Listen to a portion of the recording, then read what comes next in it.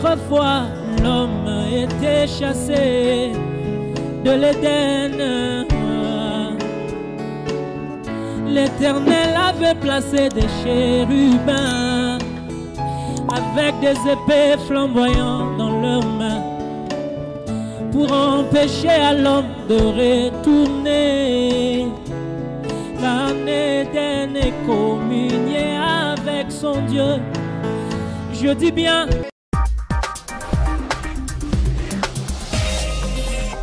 Car tu ne laisseras pas mon âme en séjour de mort.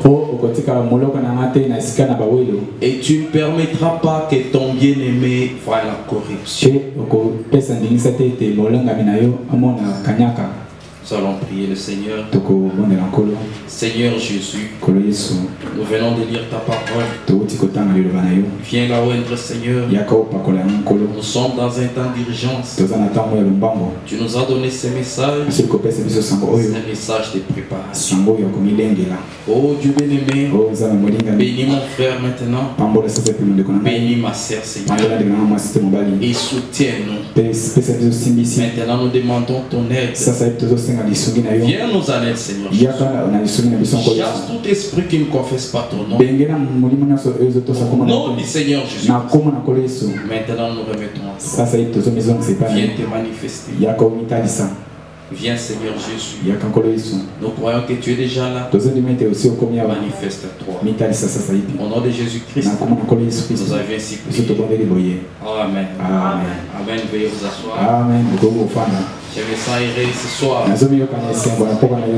Et vous aussi. Alors si vous sentez erré, veuillez manifester votre Amen.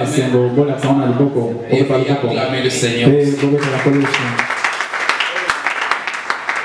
Je vais lire un endroit pour essayer d'intituler mon sujet de ce soir. Prenons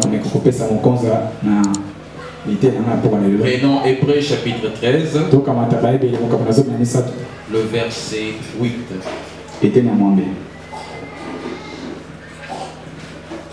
Jésus-Christ est le même hier,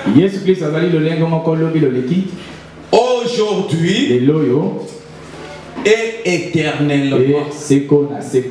Ça, je vais le répéter.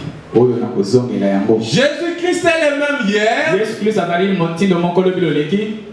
aujourd'hui, donc maintenant et éternellement. Amen. C'est vrai. Amen, amen, amen. Jésus-Christ est le même hier, aujourd'hui et éternellement. Alors mon petit sujet de ce soir, ça vous concerne vous et moi. Je ne suis pas venu vous prêcher autre chose. Je sais qu'on a pris beaucoup de temps. On nous a préparé pour recevoir des grandes bénédictions. Mais je suis venu juste ajouter quelque chose là-dessus. C'est seulement vous dire à vous de se reconnaître en soi. Après avoir reconnu qui vous êtes,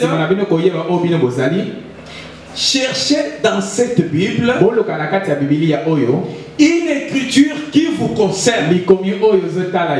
Quand vous allez la trouver, dites maintenant, ça c'est pour moi. Et quand vous allez la croire, ça va se manifester. Ne prenez pas toutes les écritures au même moment. Prenons par exemple, j'ai dit aujourd'hui je vais prêcher un peu bizarrement. Prenons par exemple la sœur qui est devant ici. La sœur a besoin de l'argent. Elle n'a pas besoin de la guérison. Elle ne va pas prendre l'écriture de la guérison alors qu'elle est en train de prier pour l'argent. Elle doit aller dans la Bible et trouver là où l'Éternel parle de sa situation. Pointer du doigt et dire ça, c'est pour moi. Et puis le croire, nous allons voir si ça va se manifester ou pas. Et moi je vous dis, ça va se manifester. L'écriture que nous avons lue avec vous ici, c'est dans le psaume de David, dans le psaume 16. Vous savez, cette écriture, c'est juste un seul verset que j'ai tiré dans tout un chapitre. Mais c'est avec ce verset-là que le Seigneur Jésus-Christ est venu dans le monde. Il a accepté de vivre toute sa vie jusqu'à aller à la mort avec un seul verset. Jésus n'en avait pas 5. Il n'avait pas 5 versets. Il lui disait qu'il allait ressusciter. Jamais. Je ne sais pas si vous voyez la chose. Il n'y avait pas aussi 3 versets. Il insistait que quand il allait mourir, il allait ressusciter. Mais sa résurrection s'est reposée sur ce verset. Et le verset en question a été composé dans une chanson. C'est David qui chantait. En train de chanter, il a glissé les quelques mots que nous voyons ici. Quand ces paroles sont sorties, le Seigneur Jésus, disons, notre Dieu est venu sur la terre et a reposé tout son espoir sur quelques mots qui ont seulement dit: je ne laisserai point ton corps, ton âme par la corruption. Voilà là où Jésus a reposé sa foi. Et ce soir, je voudrais que vous aussi, vous puissiez prendre toute la parole. Mais seulement ce soir, parce que le vendredi aussi on va en parler. Peut-être le vendredi tu auras une autre situation. Mais pour ce soir, pour maintenant, ta situation que tu as, dans quelques écritures que nous allons lire, si vous vous trouvez dedans, dites seulement: Seigneur, ça c'est moi. Et Dieu va agir. Amen. Vous savez pourquoi j'ai dit ça? C'est parce que dans la Bible, quand frère Branham le dit souvent, la Bible c'est notre livre. Mais quand vous remarquez dans cette Bible, on ne parle que de 2 thèmes. On ne parle que de 2 thèmes seulement. 2 thèmes principaux. On parle de la venue du Seigneur Jésus. On parle du retour du Saint-Esprit qui est relié à la venue de Jésus. Et aussi on parle de l'Église. Maintenant on est au niveau de l'Église. Jésus est-il venu ou pas? Il était venu. Non, on est en train de causer. Je ne veux pas être un peu trop rapide pour trouver d'autres choses. Est-ce que cette écriture de la venue de Jésus s'est-elle accomplie ou pas? Ça s'est accompli. Merci. Est-ce que l'envoi du Saint-Esprit dans l'Église, ça s'est accompli ou pas? Maintenant, il fallait que l'Église aussi soit envoyée dans le monde pour aller manifester le même Jésus. Voilà les 2 thèmes principaux que frère Branham parle dans ce message. Alors je vais les lire. Ce n'était pas vraiment prévu. Je vais les lire et puis on va passer à notre sujet. Je vais prendre l'infaillibilité de la parole parlée de Dieu.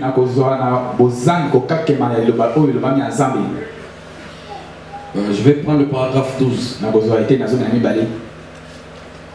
Je vais lire juste quelque part là où il parle de ça. Il dit ceci.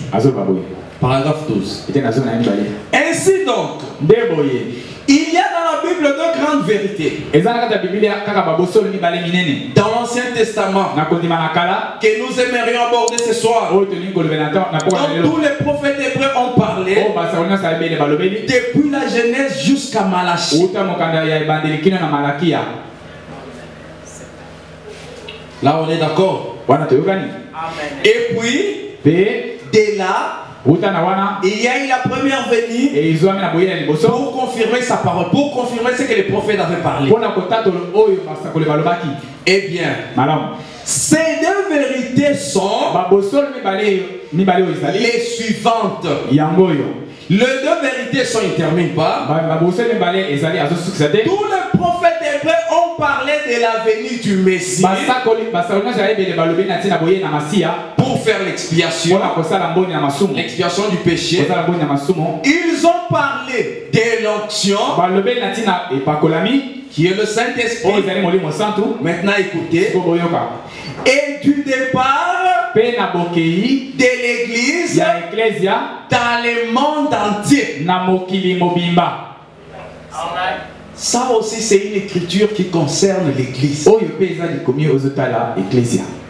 C'est une écriture qui nous concerne nous. L'écriture qui concernait le Seigneur Jésus, ça s'est accompli. Pour ça, c'est déjà fini.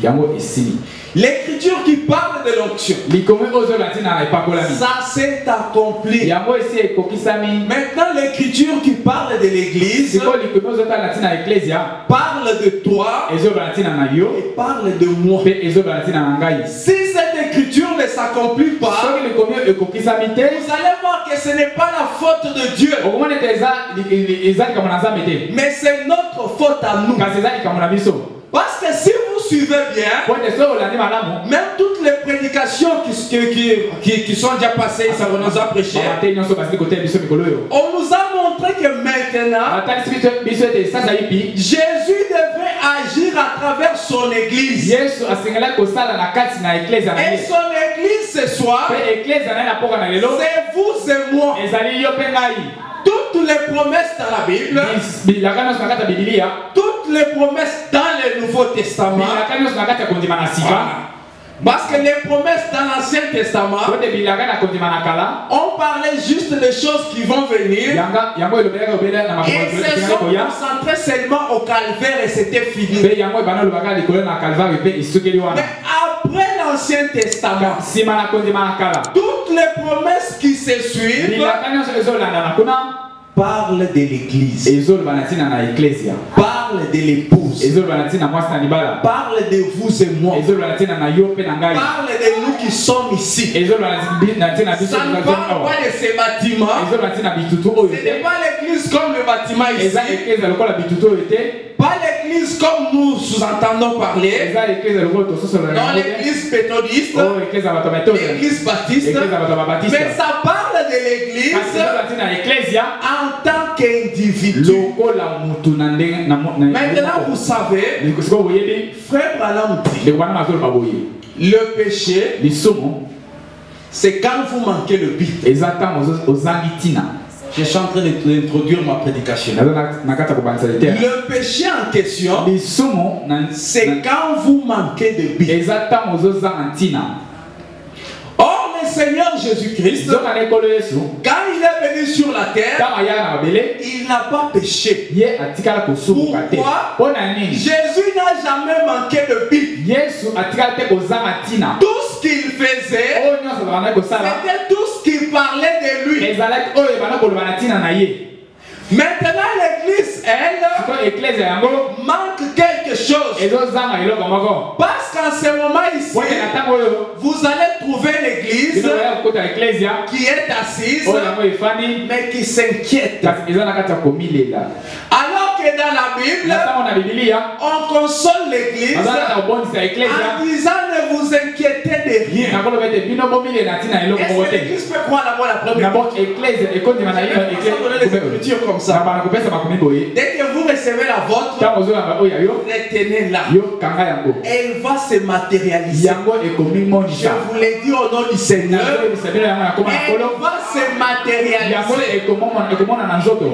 Et l'église, aujourd'hui, apparemment, elle ne voit pas les choses comme la Bible le voyait. Tout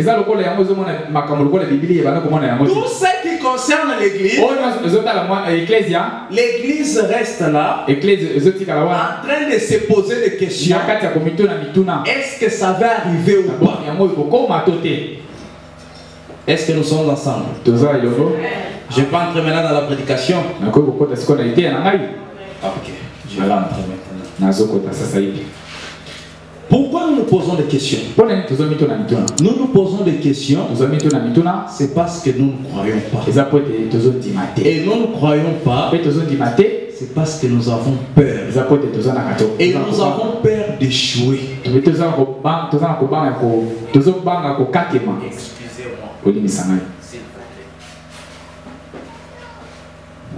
Et nous avons peur d'échouer. Alors frère Branham dit ceci. Par à cette montagne, j'entre maintenant dans ma prédication. C'est prêché le 15 décembre 1957. Le paragraphe 7. Il dit, vous dites, si je savais qu'il y a une écriture qui s'est rapportée à moi, comme c'est là, bongo, je pense que j'aurai la même foi comme la femme avec Jésus. Si je peux seulement trouver une écriture qui se rapporte à moi, je pense que j'aurai la même foi. Frère Branham dit, eh bien mes chers amis, chaque promesse divine qui se trouve dans la Bible vous appartient. Est-ce que nous sommes d'accord? Là maintenant on revient à chaque promesse. C'est William Branham qui parle. Chaque promesse divine qui se trouve dans la Bible vous appartient. Amen. Donc pour cette question, c'est réglé. Quand nous allons prendre une écriture dans la Bible, et que cette écriture coïncide avec votre situation, comprenez que Dieu vous a répondu, c'est fini. C'est une affaire classée. Alors j'avance. Il dit ceci.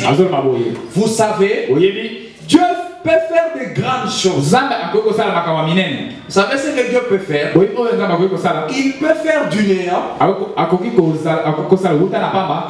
créer quelque chose. Il est Dieu. Il est souverain. On ne peut pas les limiter. Il est libre. Regardez ce qu'il a fait avec Moïse. Moïse prend le sable, il jette en l'air, les mouches sortent. Quand les mouches sont sorties, c'était ainsi dit qui? Et comment qui a bien? C'était écrit où? Voilà.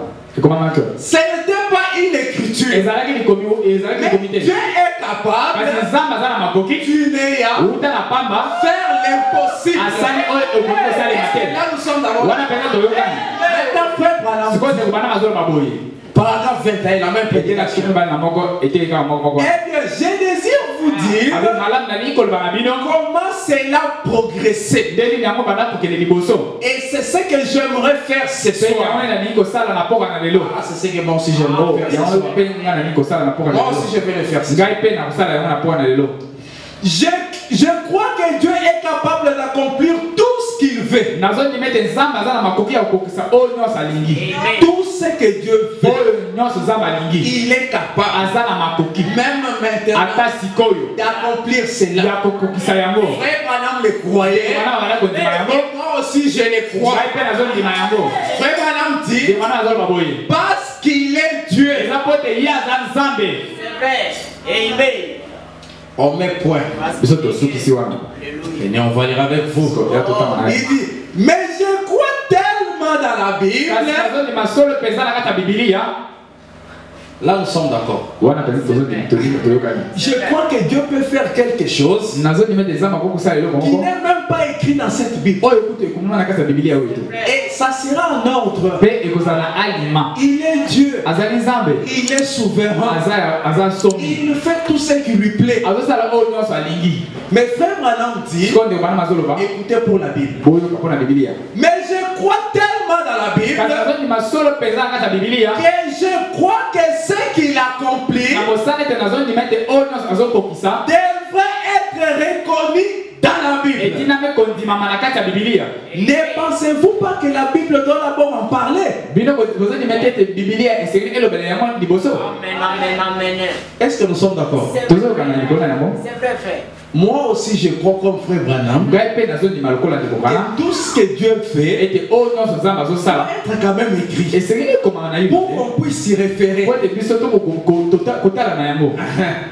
Alors nous savons que nous sommes dans le vrai du moment que c'est dans la Bible. C'est une promesse que Dieu a fait. Alors vous allez voir qu'on ne croit pas en vain. Je prends la même brochure que je lisais avant. L'infaillibilité de la parole parlée. Il dit ceci. Le paragraphe 16. Et puis dans le désert.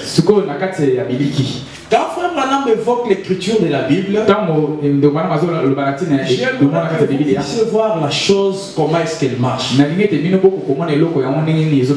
est tellement souverain au point qu'il peut faire quelque chose qui n'existe pas dans la Bible. Mais quand il fait cette chose-là, c'est dans sa souveraineté. Or, si Dieu accomplit quelque chose qui se trouve dans la Bible, alors nous sommes rassurés qu'on est dans le vrai. Si ce soir vous prenez une écriture dans la Bible où Dieu vous a promis quelque chose et que vous lui tenez au mot, Dieu est censé l'accomplir. Il est tenu d'accomplir cela parce que c'est dans la Bible et c'est la seule vérité que nous croyons. Quand je parlais de la création des mouches, je ne sais pas encore où est-ce que Dieu a créé des mouches comme ça. Maintenant, quand Dieu parle d'une écriture dans la Bible, il ne dit pas cette écriture pour un temps. Ah, j'aime ça. Il ne le dit pas pour un temps. Il est tellement éternel au point que s'il avait fait avec une personne dans l'époque passée et qu'il marchait avec 2 millions de personnes. Je vais le lire. C'est dans la Bible. C'est aussi dans la brochure. Il avait 2 millions de personnes. Sans compter les vieillards. Sans compter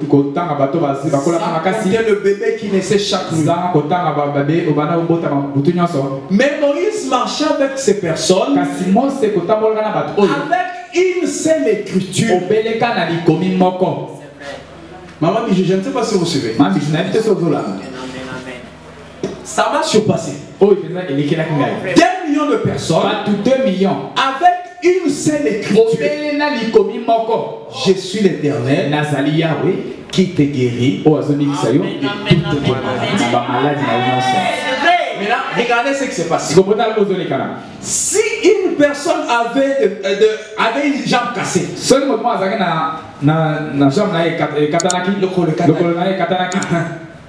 quand une il partait devant Moïse, Moïse, le grand serviteur de Dieu, voici j'ai un problème avec ma jambe. Moïse ouvrait juste l'écriture pour dire je suis l'Éternel qui te guérit de toutes tes maladies.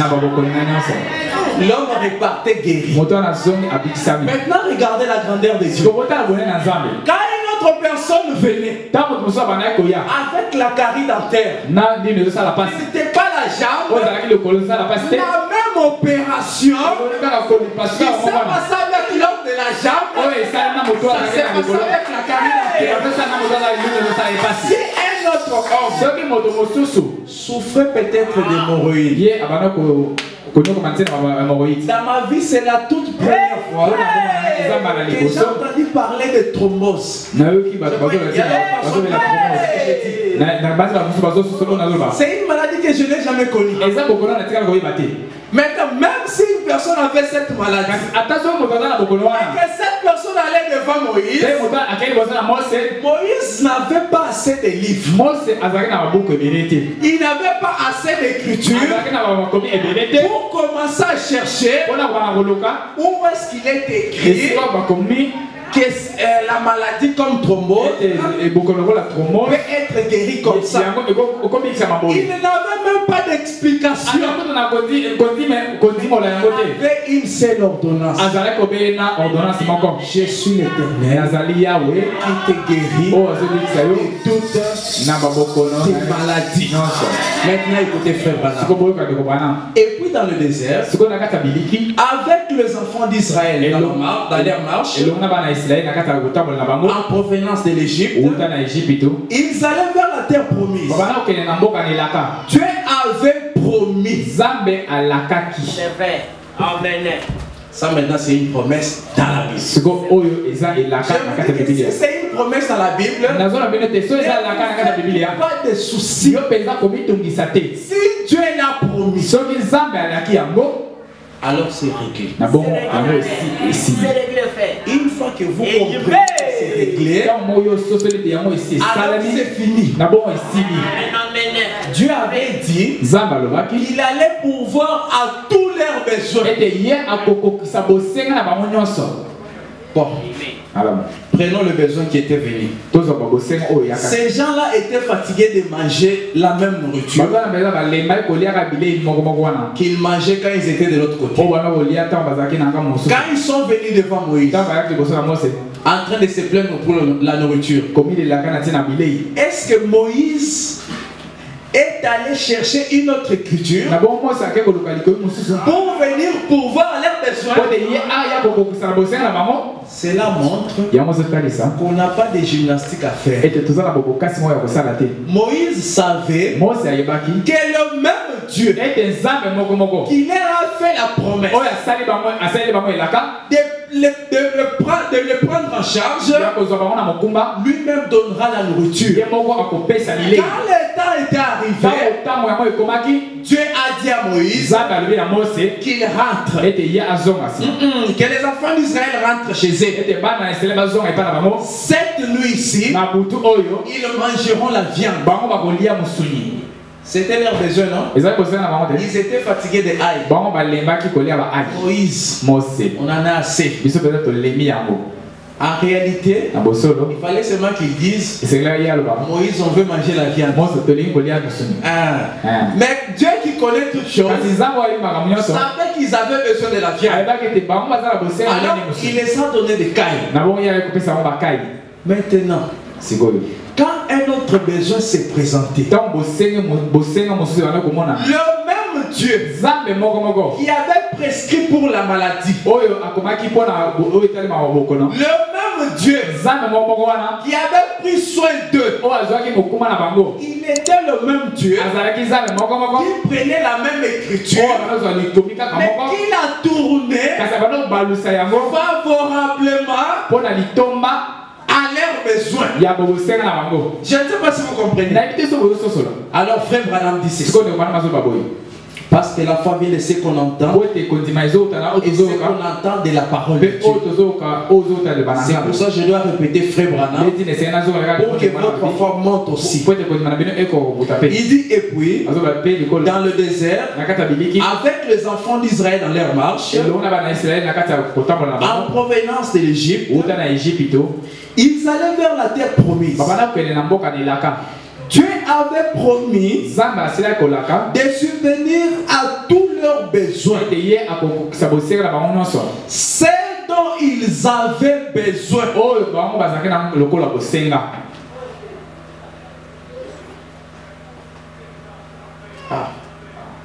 C'est dont ils avaient besoin. J'aimerais que vous puissiez changer un peu votre attitude. Hein, sœur Marie. J'ai dit qu'on va parler, on est en train de parler. Dieu avait promis de donner à ces gens c'est dont ils avaient besoin. Maintenant, écoutez ce que frère Branham.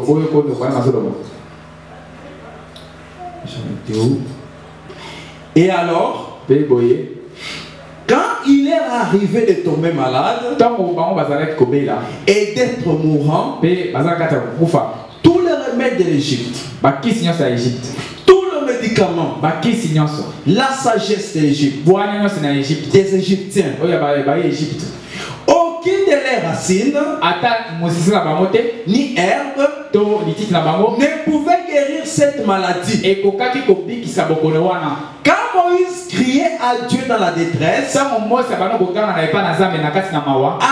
l'action que Dieu a accomplie pour Moïse,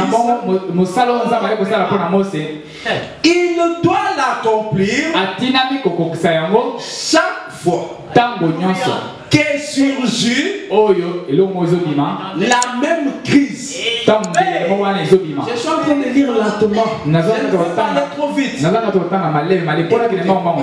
Quand Moïse est allé devant Dieu, Moïse s'est lamenté à cause du peuple.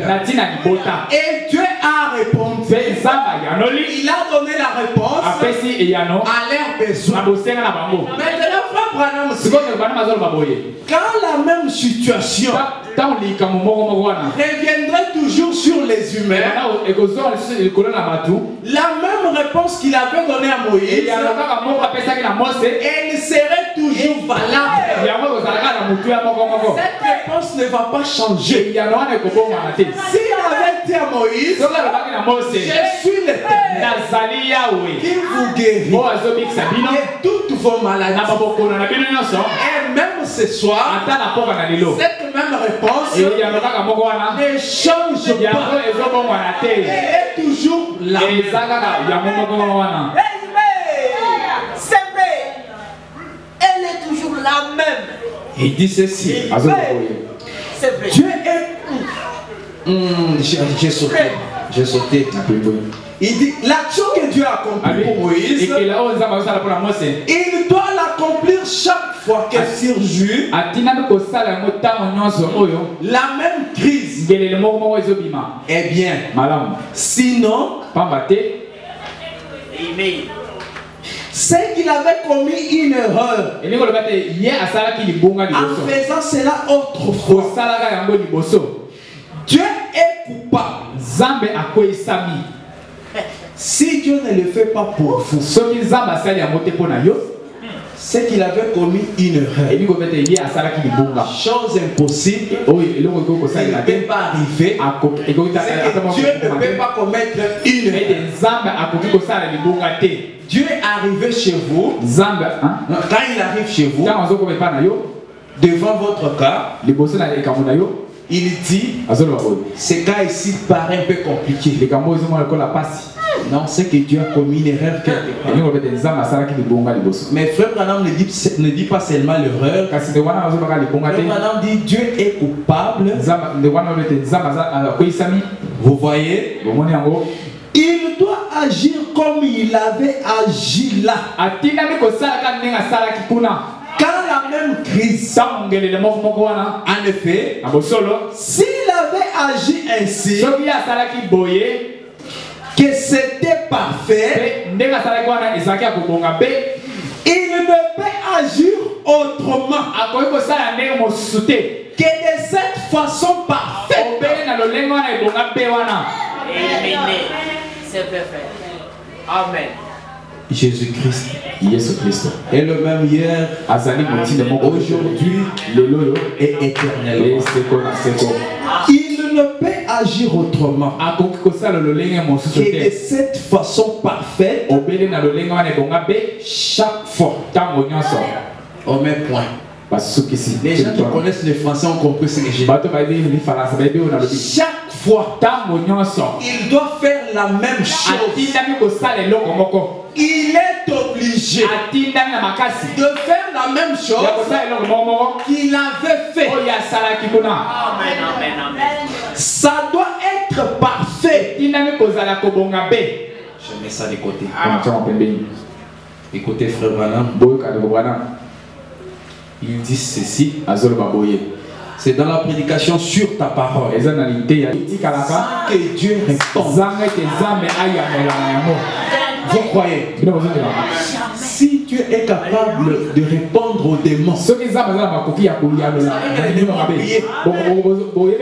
le Seigneur traversait le cimetière, les démons ont prié.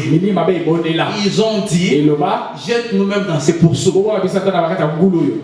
Jésus n'a pas répondu à cette prière. Il n'a pas répondu à cette prière. Il a répondu à la prière des démons. Et à combien plus forte raison, vous qui êtes ici, vous ces enfants, quand vous dites quelque chose, croyez là, et s'accomplira tel que vous l'avez dit. Amen, amen, amen. Je vais dire quelque chose. Admettons que moi j'ai fait les affaires. J'ai dit à Dieu, je ne veux plus aller déposer mon CV n'importe où. Mais je veux être un entrepreneur. Moi-même le patron. Dès que vous dites ça, la chose commence à se créer. Je ne sais pas si vous comprenez. C'est pour cela. Les gens qui ont le Saint-Esprit, même parle dans des brochures pour dire, surveillez même les paroles que vous dites. Même ce que vous dites sur vos enfants. Ne dites pas cet enfant ici, il n'est pas intelligent. Il ne sera pas intelligent. Dites toujours le bien. Parce que tout ce que vous dites, c'est comme Dieu lui-même qui l'a dit. Je termine cette citation ici parce que l'air. Il dit, vous obtiendrez ce que vous avez demandé. Qu'est-ce qui passera-t-il lorsque des omnipotents se rencontrent? Lorsque Dieu et l'homme se rejoignent par l'omnipotence. Il dit quelque chose doit se passer. Quoi que vous demandiez avec cette puissance créatrice de l'omnipotence de Dieu, sachant qu'il a promis cela et qu'il a dit dans sa parole, cela créait une puissance. Il parle dans le passé. Cela crée une puissance qui va là et fait quelque chose. Et fait que quelque chose se produise. Des choses qui n'existent pas. Cela fait cependant comme si elles étaient, parce que des omnipotents, les deux omnipotents se sont rencontrés. Vous comprenez ce que vous êtes maintenant. Là, quand je vais commencer à donner des citations, vous allez comprendre d'abord que vous êtes l'omnipotent. Du côté de Dieu, nous les connaissons. Qu'il est omnipotent. C'est lui le maître. Tout lui appartient. Mais pour ce soir, je vais aussi vous montrer que vous êtes aussi omnipotent. Parce que sans vous, Dieu aussi n'a pas de force. Est-ce que vous le savez? Sans vous les hommes, Dieu n'a pas de force. Alors en tant qu'omnipotent, quand nous allons prier, ne multipliez pas beaucoup de paroles. Prononcez la parole. C'est ce que la Bible dit. Prononcez la parole. La parole sur la chose là. Et dites la chose exacte. Cela va arriver. Amen. Il dit, il se tient là. Oh, n'est-il pas merveilleux? Oh, s'il est, il est merveilleux. Je termine la citation que tu disais sur ta parole. Je suis au paragraphe 19. Un peu de temps et vous ne me verrez plus. Et puis encore un peu de temps et vous me verrez. Je crois cette écriture, c'est Frère Kalono qui avait parlé de ça. Mais suivez très bien. En vérité, je vous l'ai dit, vous plairez. Vous me suivez? Et vous lamenterez. Et le monde se réjouira. Vous serez dans la tristesse. Mais votre tristesse s'échangera en joie. Maintenant, écoutez 21 pour celui qui était triste. La femme, lorsqu'elle enfante, éprouve de la tristesse parce que son heure est venue. Mais lorsqu'elle a donné le jour à l'enfant, elle ne se souvient plus de la souffrance à cause de la joie qu'elle a et ce qu'un homme est né dans le monde. Écoutez 22. Vous donc aussi, vous êtes maintenant dans la tristesse, mais je vous reverrai et votre cœur se réjouira et il ne vous ravira votre joie. Est-ce que ce soir il y a quelque chose qui vous a ravi la joie? Entre nous, une chose qui vous a ravi la joie, une maladie, un problème, une tristesse quelconque, cette chose-là, quand il a dit je vous reverrai, c'est quand il avait envoyé son Saint-Esprit. Et son Saint-Esprit est revenu sur nous. Il est sur nous. Il dit qu'en ce moment-là, votre tristesse se changera en joie. J'étais au 20. Maintenant c'est 23. En ce jour-là, vous ne m'interrogerez plus sur rien. En vérité, je vous l'ai dit. Écoutez. En vérité, je vous l'ai dit. Ce que vous demanderez au Père, il vous les donnera.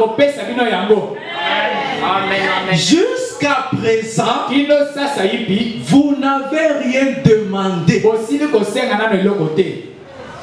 Donc tout ce que nous avions demandé, l'Écriture nous dit, jusqu'à maintenant, on n'a encore rien demandé. Est-ce que vous le croyez? Jusqu'à maintenant, jusqu'à présent, vous n'avez rien demandé à mon nom. Demandez et vous recevrez, afin que votre joie soit parfaite. Votre joie. Vous avez demandé quelque chose. On vous a donné un peu. Vous avez eu un peu de joie. Hein, maman Rebecca? C'est comme quand on parle ici. C'est comme quand le pasteur parle ici. Il parle de la joie. De comment vous avez eu le véhicule. Et comment vous avez eu beaucoup de choses. Mais est-ce que cette joie a persisté? Je ne sais pas si on se comprend. Personne ne peut vous ravir la joie. Quand la joie est déjà là, elle est là. Il faut vous réjouir. Amen, amen. Ça, j'avais dit que c'est la Bible. Quand j'ai dit quelque chose dans la Bible, alors c'est fini. Mais s'il y a quelque chose qui s'élève contre votre joie, vous-même prophétisez sur la chose ce soir. Et si vous n'avez jamais reçu la joie, ne sortez pas d'ici sans avoir prophétisé sur votre joie. Qu'est-ce qui peut vous rendre joyeux? Qu'est-ce qui peut vous rendre souriant? Qui peut vous rendre souriant? On vous regarde, on dit réellement voilà les chrétiens. Mais vous êtes tout triste.